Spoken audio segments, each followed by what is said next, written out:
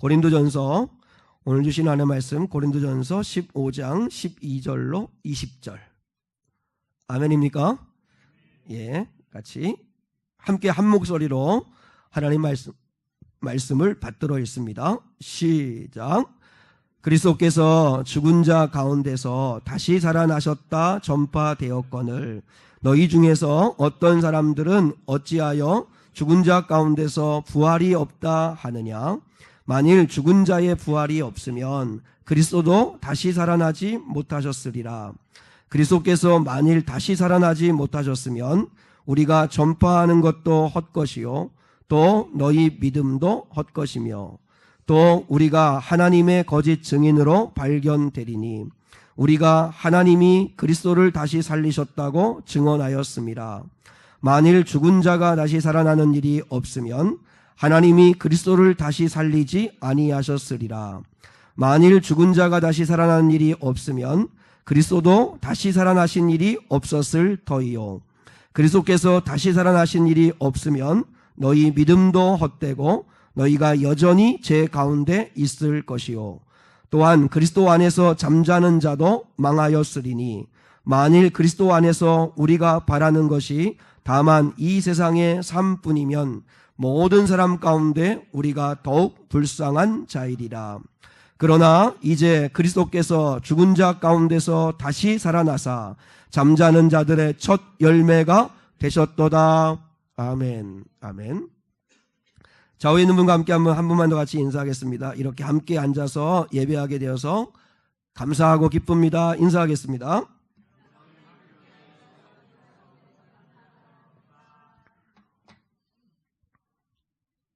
만일 죽은 자의 부활이 없으면, 만일 죽은 자의 부활이 없으면 이라고 하는 제목으로 함께 말씀을 나누겠습니다.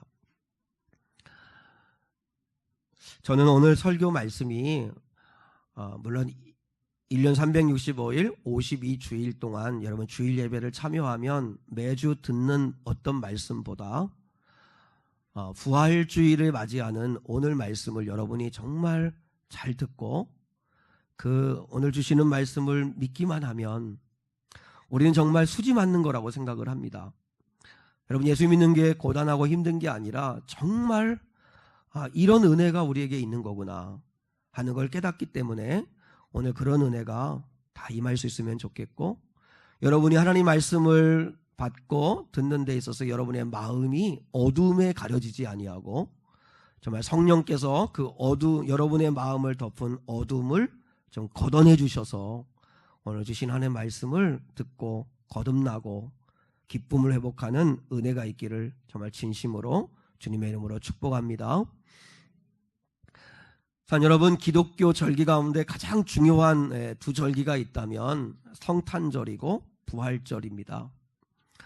근데 성탄절과 부활절을 이렇게 생각해 보면 부활절은 한두 달 전부터 분위기가 나죠.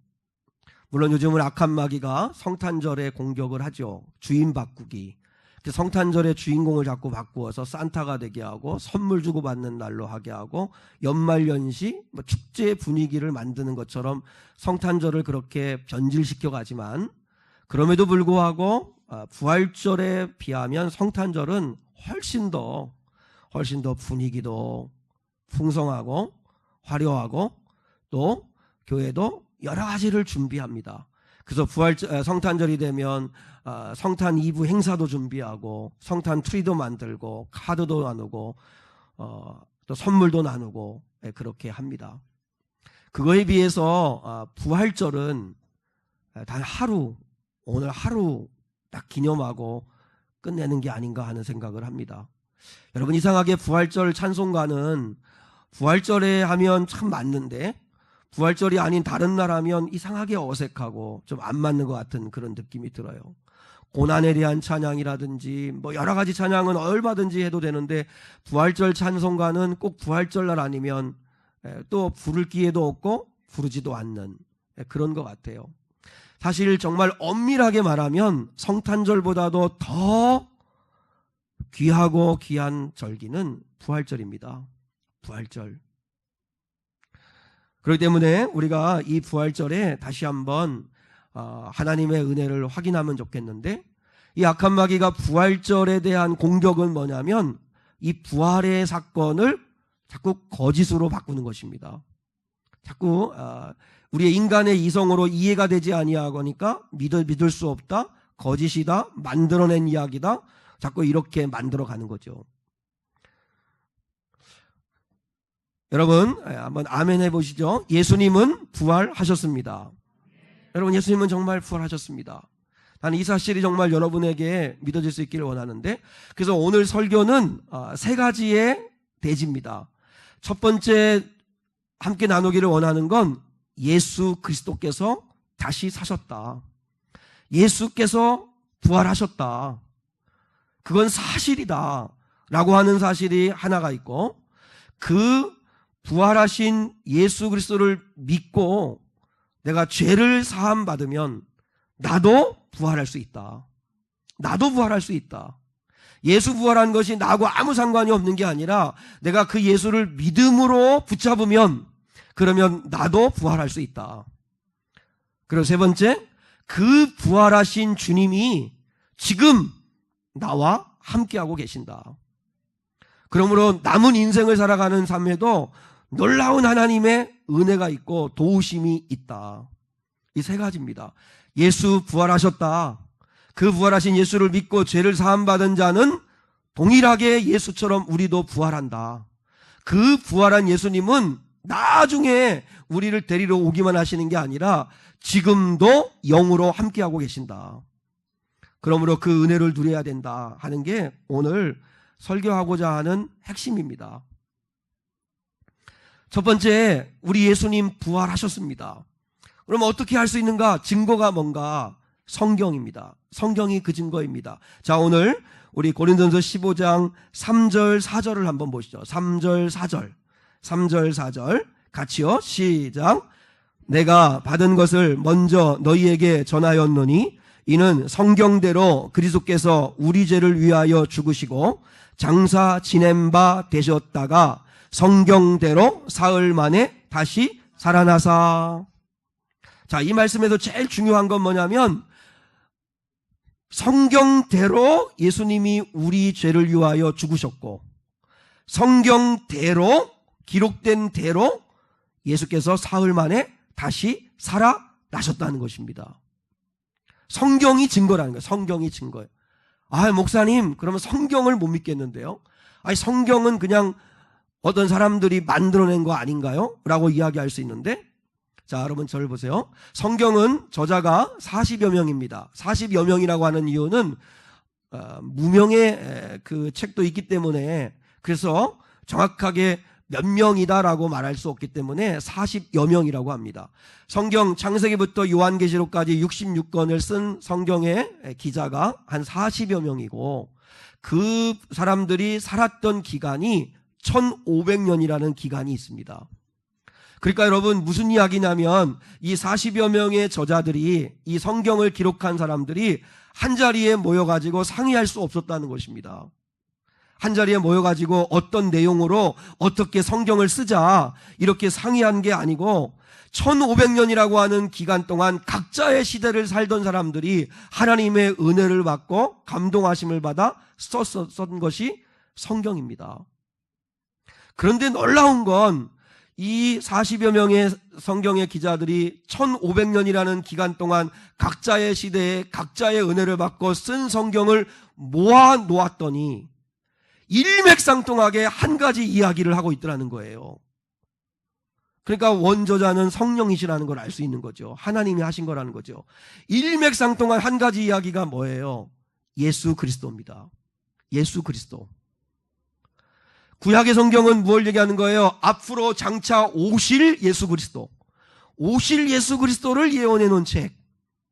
물론 구약 성경에는 전쟁 이야기도 있고 뭐 누가 누구를 낳고 한 이야기도 있고 형제 간에 갈등한 이야기도 있지만 그러나 그 속에 하나님은 무엇을 담아 놓으셨냐면 장차 오실 예수 그리스도를 담아 놓으셨습니다. 그리고 신약은 뭐예요? 신약은 이미 오신 예수 그리스도. 이미 오신 예수 그리스도가 기록되어져 있는 것이 신약의 말씀입니다. 여러분 이걸 누가 한 거예요? 그들이 여러분 누가 계획한 게 아니에요. 하나님이 하신 거예요. 그래서 이 성경을 우리는 하나님의 말씀의 책으로 우리는 믿어요. 한번 여러분 생각해 보세요. 이 성경이 가짜라면, 이 성경이 거짓으로 만들어진 거라면 어떻게 2000년이 지난 지금까지도 그 사실이 안 밝혀집니까? 지금까지 2000년 동안 수백 수천의 수많은 사람들이 성경을 하나님의 말씀으로 믿고 구원받았는데 이게 거짓말이고 만들어낸 거라면 어떻게 그 사실이 안 밝혀지겠어요? 하나님이 주신 책이기 때문에 절대 거짓이 없고 진실을, 사실을 담은 하나님의 말씀이라는 거죠. 그래서 오늘 사도 바울은 고린도서 15장 3절 4절에서 성경대로 된 거다. 성경대로 예수가 오셨고, 성경대로 예수가 십자가에 달려 죽으신 거고, 성경대로 사흘 만에 다시 살아나신 거다. 이사가 목사님을 성경대로 되었다고 이야기합니다. 그리고 오늘 성경에 이렇게 이야기합니다. 만약 죽은 자의 부활이 없다면 이라고 이야기합니다. 한번 그러면 100번 양보해서 그러면 죽은 자의 부활이 없다면 어떻게 될까? 없다면. 자, 첫 번째, 만약 죽은 자의 부활이 없다면 예수 그리스도도 다시 살아나지 못하셨을 겁니다. 자, 그걸 13절에서 이렇게 이야기합니다. 13절 한번 보시죠. 자, 13절 같이 한 번만 더 읽어요. 시작. 만일 죽은 자의 부활이 없으면 그리스도도 다시 살아나지 못하셨으리라. 근데 여러분, 부활하신 예수님을 만난 사람들이 있어요. 그 오늘 고린도서 15장에 보면 11제자들이 부활하신 예수님을 만났어요. 의심 많은 도마는 만져봤어요.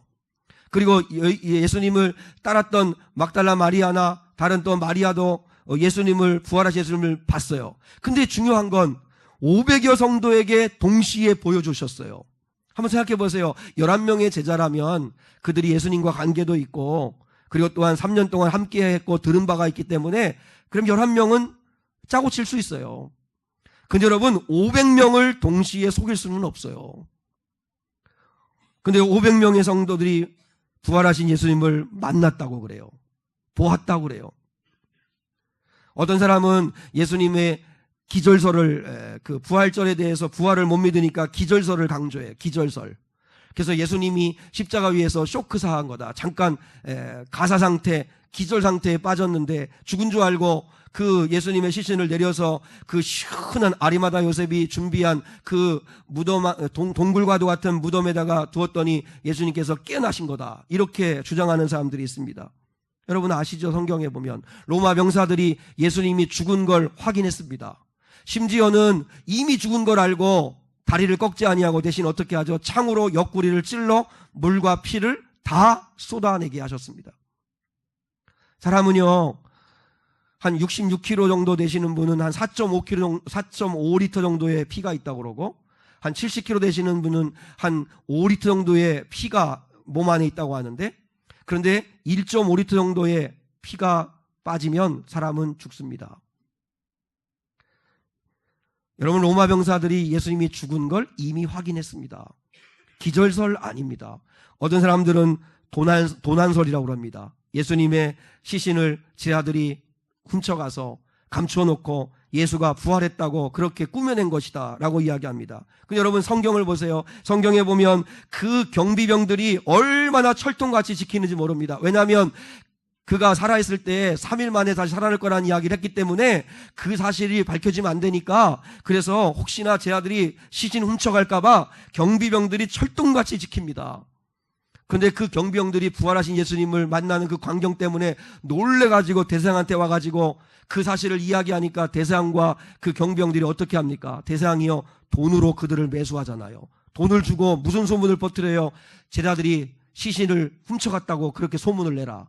그래서 지금까지도 이스라엘 유대인들에게는 그 소문이 들리고 있다고 이야기하는 거예요.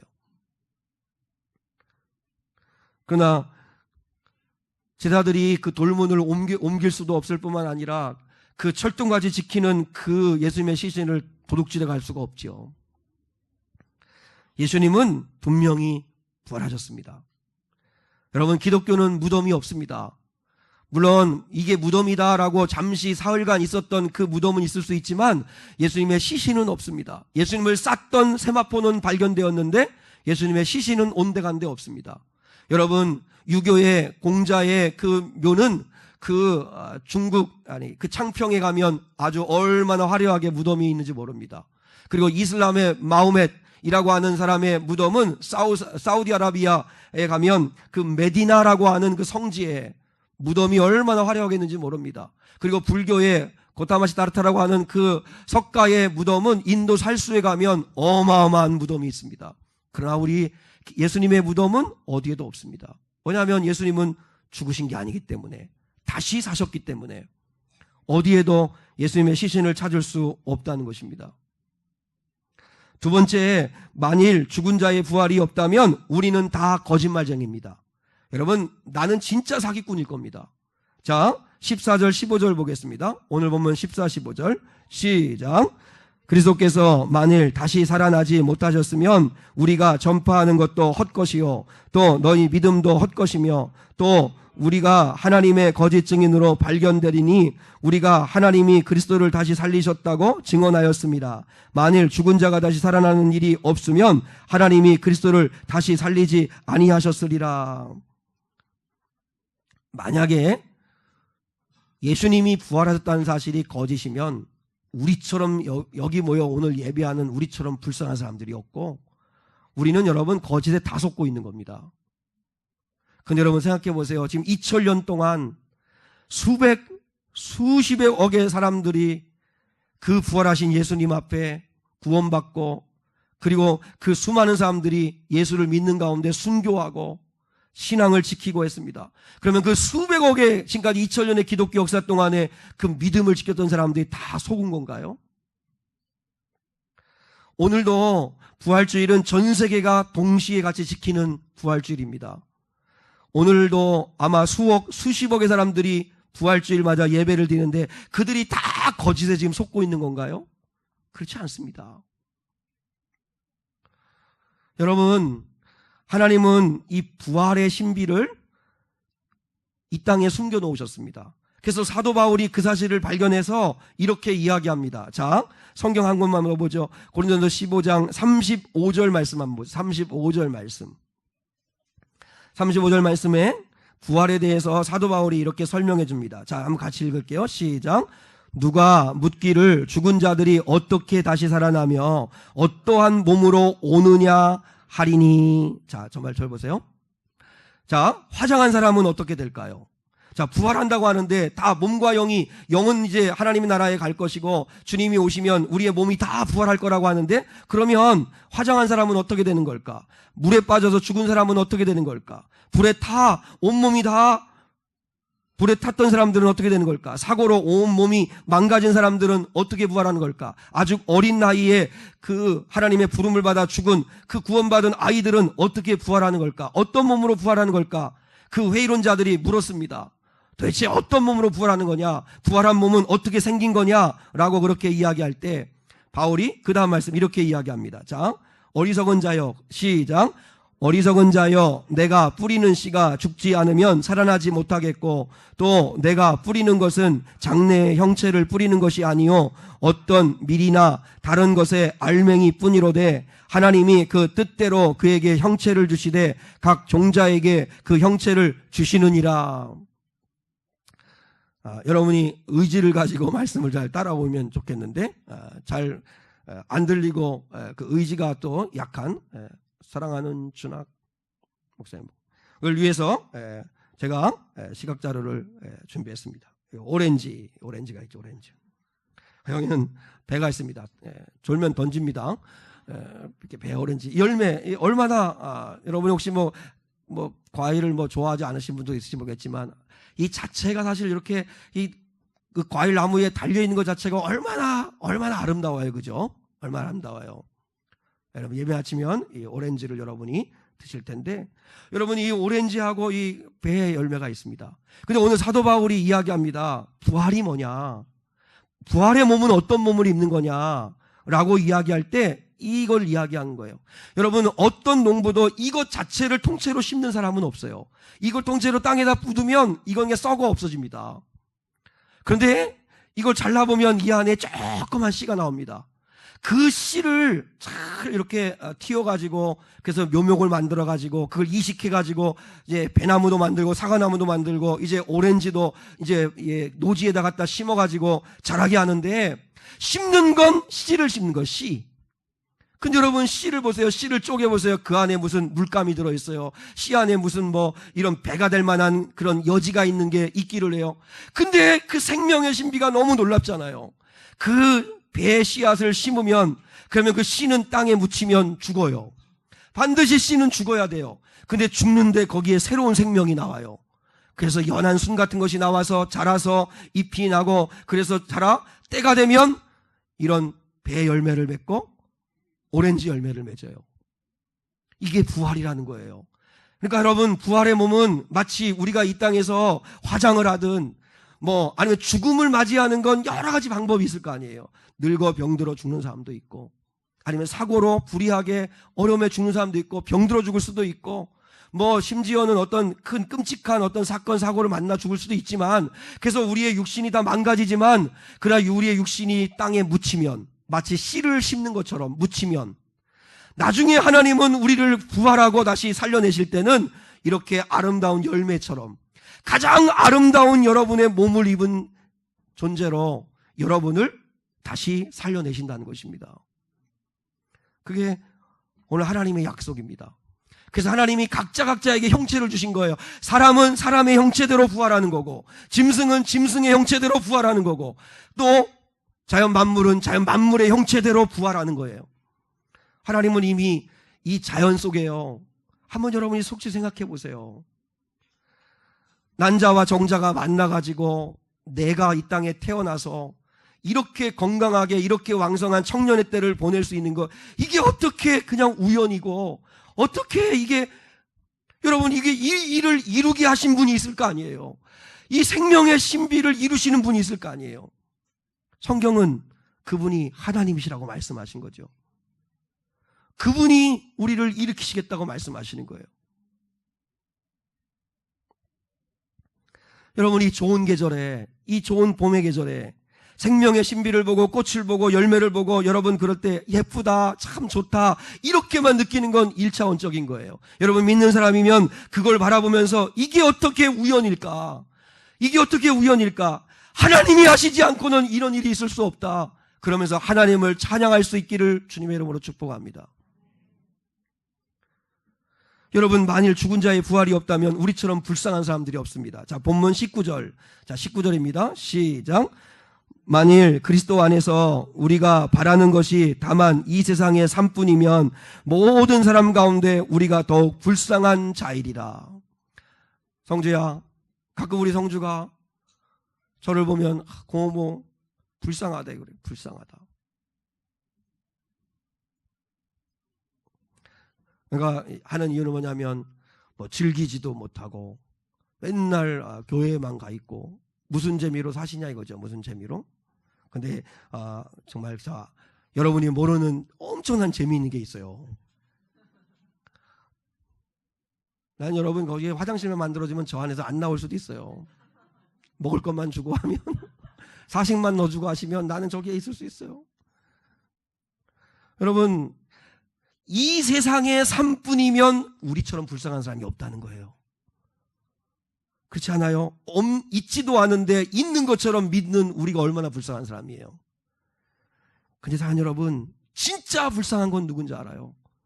이 세상이 전부인 줄 알고 살아가는 사람이 불쌍한 거예요. 만일 죽은 자의 부활이 없다면 순교자들의 그 죽음을 어떻게 설명할 수 있어요? 그들은 부활을 믿기에 기꺼이 예수를 위해 죽을 수 있는 거예요.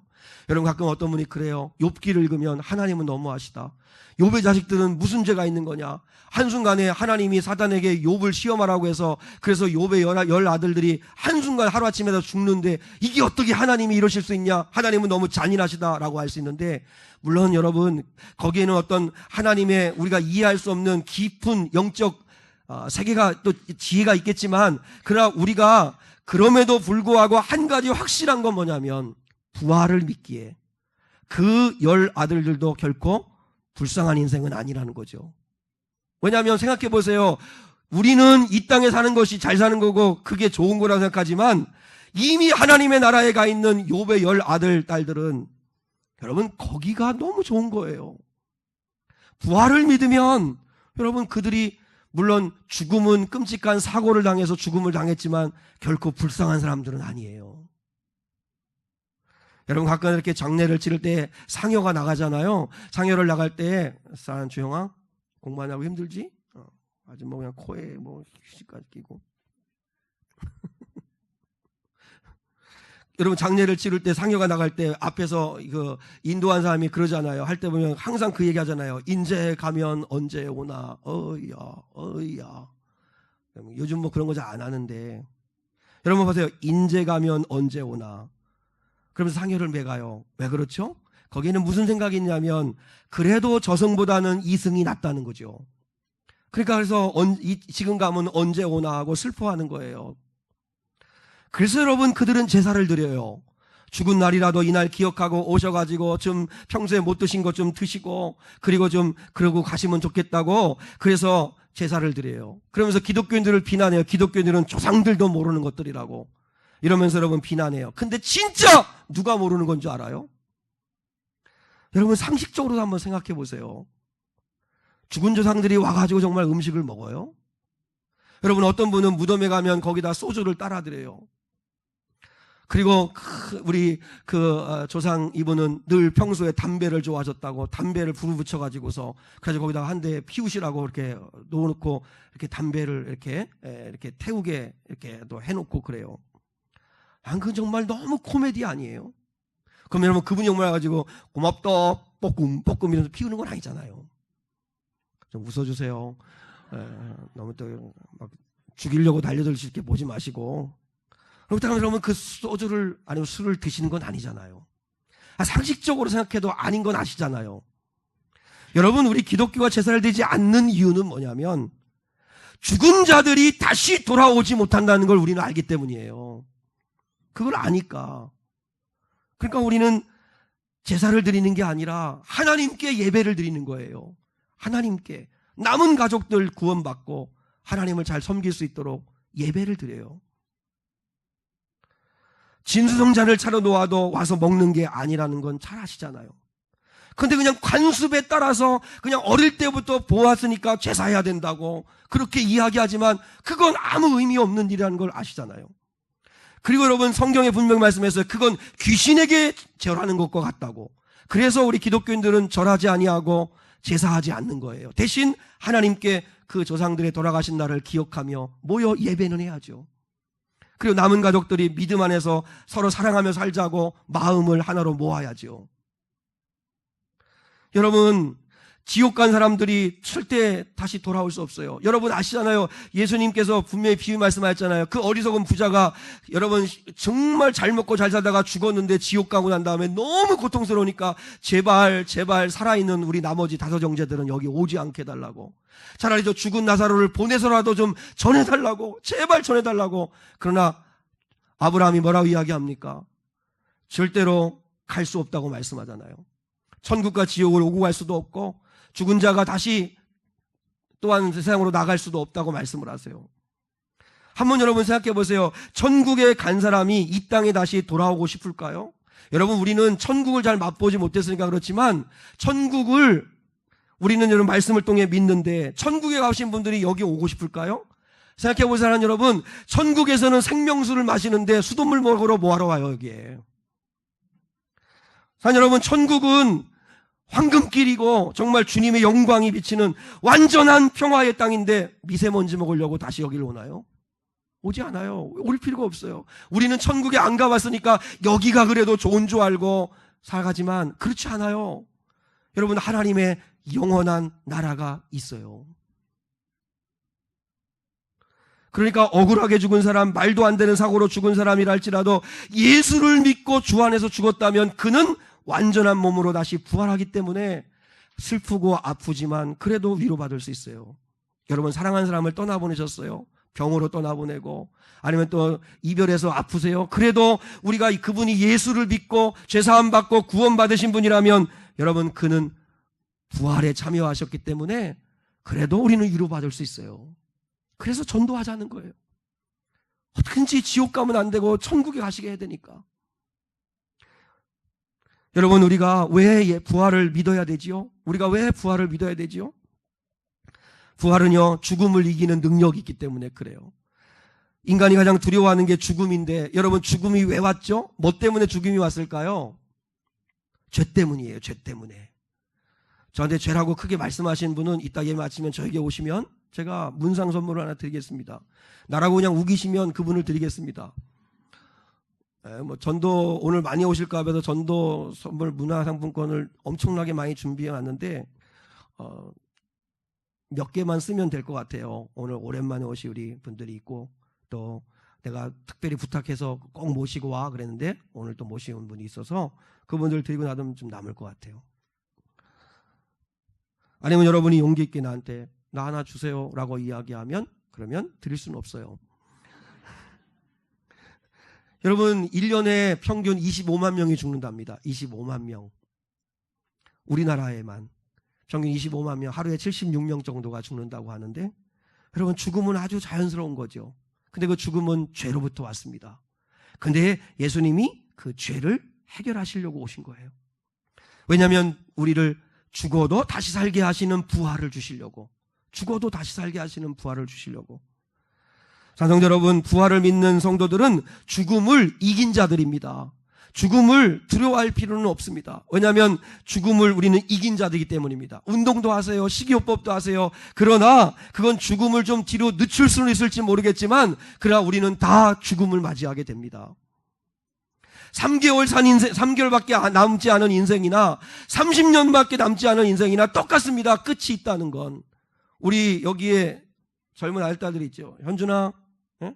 다 이렇게 여기 있는데 이 아이들이면 수십 년 살 인생이 남아있죠. 근데 여러분, 이 수십 년 남은 인생이나 또 얼마 남지 않은 인생을 가지고 있는 사람이나 끝이 있다는 건 똑같습니다. 끝이 있는 건. 그러니까 늘 끝을 준비하고 살아야죠. 사랑하는 여러분, 죽음 앞에 서지 않는 사람이 누가 있습니까? 다 우리는 죽음 앞에 섭니다. 그러니까 예수님이 그 죽음을 해결하시기 위해서 죄를 짊어지시기 위하여 이 땅에 오셨습니다. 여러분, 제발 부탁하는데 예수 믿고 죄를 씻는 은혜가 있기를 축복합니다. 죄를 씻은 자는 주님께서 부활하셨듯이 우리도 영원한 생명을 얻고 부활하게 되는 은총을 누리게 될 것입니다. 그리고 우리가 부활을 믿어야 되는 두 번째 이유는 부활하신 주님이 지금 우리와 함께 하시기 때문입니다. 자, 옆에 사람에게 한번 인사하겠습니다. 이렇게 인사했습니다. 부활하신 주님이 진짜 우리와 함께 하십니다. 여러분, 전도를 해보면 교회 다니는 게 부담스러워 하신 분도 있습니다. 근데 이유가 몇 가지가 있는 것 같아요. 헌금하고 봉사하는 것이 부담스러운 분들이 있습니다. 여러분, 지금 분명히 말씀드리겠지만 믿음이 생겨서 기쁨으로 할 수 없을 때까지는 안 하셔도 정말 괜찮습니다. 교회만 잘 오셔도 됩니다. 믿음이 생길 때 그때 하시면 됩니다. 헌금하는 거, 봉사하는 거 부담스러워하지 마시고, 어떻게 일요일 날 꼬박꼬박 교회 다니냐고, 그거 힘들 것 같다고 이야기하는데, 여러분, 직장은 힘들어도 가시잖아요. 직장은 여러분 더러워도 가잖아요. 직장은 여러분을 힘들게 하고 괴롭히는 사람이 있어도 가잖아요. 그러면서 여러분, 영생이 있는 하나님의 나라의 모형인 교회는 왜 안 와요? 여러분, 서울대 입학하면 안 가겠어요? 멀다고 안 가겠어요? 힘들다고 안 가겠어요? 어떻게든지 가겠죠. 여러분, 영생을 얻을 수 있는 교회로 여러분 와야 합니다. 일요일마다 오는 게 힘들다? 아닙니다. 즐기지 못할까 봐 걱정이라는 사람도 있습니다. 예수 믿으면 이제 이것도 못하고 저것도 못하고 그러니까 즐기지 못할 것 같아서 교회 못 오겠다 하는데 가치의 차이입니다. 여러분, 육군사관학교에 입학한 사람 보세요. 그 사람은 4년 동안 기숙사 생활하면서 절도 있는 생활하고 여러 가지를 절제합니다. 그래도 기쁩니다. 왜냐하면 꿈이 있고 목표가 있으니까. 절제하는 게 힘들까요? 가치를 발견하지 못해서입니다. 자, 여러분, 건강을 위해서 병원에 가야 합니다. 병원에 가야 되는데, 그래서 병원에서 의사 선생님 만났더니 이거 하지 말고 저거 하지 마십시오. 그렇지 않으면 큰일 납니다. 절제시킬 때, 나는 힘들어 절제 못할 것 같아. 그냥 이대로 살래. 이렇게 한 사람은 없습니다. 건강을 위해서라도 절제합니다. 사랑하는 여러분, 예수님을 믿으면 행복을 뺏어가는 분이 아닙니다. 건강하고 질서 있게 즐기시면 됩니다. 근데 우리 예수 믿으면 행복을 뺏기는 줄 알아요. 아니에요. 주 안에서 즐기시면 돼요. 그리고 바빠서 교회 못 가겠다는 분들이 있는데, 여러분 병원 바빠서 안 가는 분 없지 않습니까? 힘들다고 해도 다 꼬박꼬박 병원에 가듯이 여러분, 우리가 영원한 생명을 얻는 교회에 오셔야 합니다. 사랑하는 여러분, 우리 주님은 지금도 우리를 도우시기 위해서 와 계십니다. 제가 5월 16일 날 교회 오빠라고 하는 영화가 개봉된다고 이 말씀을 드렸는데, 그 영화 한번 여러분이 홈페이지에 찾아서 한번 이렇게 조회해 보면 예고편이 하나 나와 있습니다. 1분 30초짜리 예고편이 나와 있는데, 그 예고편을 보는데 마지막 부분에서 그 남자가 그 아내에게 그 이제 항암 치료도 하면서 이렇게 암 치료하면서 서로 이렇게 다독이면서 하면서 마지막에 남자가 그 아내에게 하는 말이 있습니다. 뭐라고 하냐면, 이 쫄지 마 그래. 쫄지 마 그래요. 여러분, 지금 둘 다 대장암 말기, 혈액암 말기, 그래가지고 지금 점점점 죽음이 막 옥죄어 와요. 죽을까봐 두렵고 겁이 나요. 그리고 또한 그 어린 딸 하나가 있어요. 그 딸을 또 두고 떠나야 되기 때문에 얼마나 힘들겠어요. 그러니까 세상은 점점점 죽음으로 자기를 자꾸 공격해 와요. 그런데 여러분, 이분들은 한 번은 죽지만 그러나 다시 산다는 부활의 믿음이 있으니까 서로 뭐라고 하냐면, 그래도 죽을까봐 우리 쫄지 말자. 부활이 있으니까. 자, 여러분, 부활이 없다면 이분들은 진짜 불쌍한 사람들이에요. 진짜 비참한 사람들이에요. 대장암, 혈액암, 그 충격으로 어머니도 돌아가셔. 그러니까 여러분, 얼마나 불쌍한 사람들이에요. 그런데 부활을 믿기에 그들은 불쌍한 사람들이 아니에요. 여러분, 너무 쫄지 마세요. 죽을까봐, 망할까봐 쫄지 마세요. 하나님이 함께 하세요. 여러분, 부활을 믿는다면 반드시 여러분의 삶이 바뀌셔야 돼요. 제가 한 가지 이야기만 하고 말씀 마무리할게요. 어떤 분이 교회를 다닌 지 1년 정도 되셨대요. 그래서 그분을 잘 아는 지인이 요즘 교회 다닌다며? 그러니까 예, 교회 다녀요. 그래, 성경은 뭐 매일마다 읽나? 그랬더니 잘 몰라서 성경 못 읽어요. 그러면 교회 봉사는 뭘 하나? 그랬더니 1년밖에 안 돼서 아직 봉사도 잘 몰라서 못해요. 그럼 자네는 교회를 왜 다니나? 이렇게 묻더래요. 그래서 이분이 대답을 이렇게 했대요. 저는 교회 다닌 지 얼마 안 되어서 성경도 잘 못 읽고 봉사도 할 줄 몰라서 못하지만, 제가 예전에는 퇴근하고 난 다음에 집에 들어가면 애들이 방문을 다 닫고 들어가서 안 나왔는데, 지금은 애들이 저를 기다려요. 그러니까 여러분, 그래서 그분이 왜 교회 다니냐고 했던 그분이 말을 한마디를 못 하더라는 거죠. 여러분, 이게 진짜 회개한 사람입니다. 이게 거듭난 거 아니에요? 여러분이 봉사하고 헌금하고 하는 거, 세상 사람들은 그거 안 봅니다. 여러분이 교회 장로라는 거, 목사라는 거, 그거 세상 사람들은 안 봅니다. 여러분의 삶이 바뀌었나를 봅니다. 삶이 바뀌었나? 예전에는 집에 들어가면 아이들이 아버지 오면 싫으니까 집에 다 방문 다 열고 들어가서 닫아버리고 나오지 않았는데, 이제는 아버지가 변화되고 바뀌니까 애들이 아버지 오는 걸 기다리게 되었다. 이게 구원받은 사람 아니에요?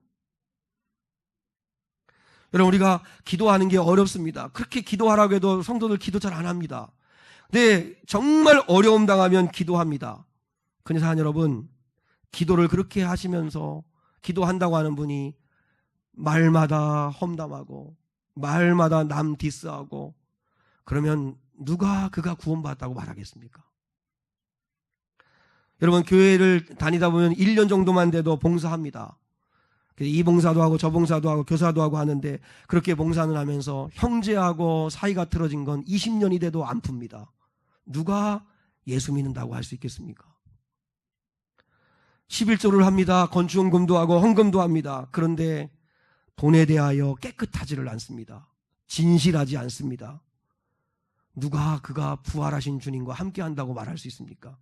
여러분, 우리 아이들, 여러분, 우리 학생들도 교회 다닌다고 하면서 컨닝하고 부정행위하고 욕하고 남 속이고, 그건 부활을 믿는 게 아닙니다. 부활하신 주님이 우리와 함께 하시면 삶이 바뀌어야 합니다. 여러분, 내가 집에 들어가면 아이들이 나를 기다릴 정도가 되셔야 합니다.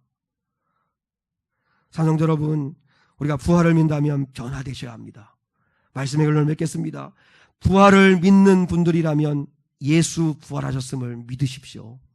그 예수를 믿고 죄사함을 받으시면 나도 죽어도 다시 사는 부활이 있습니다.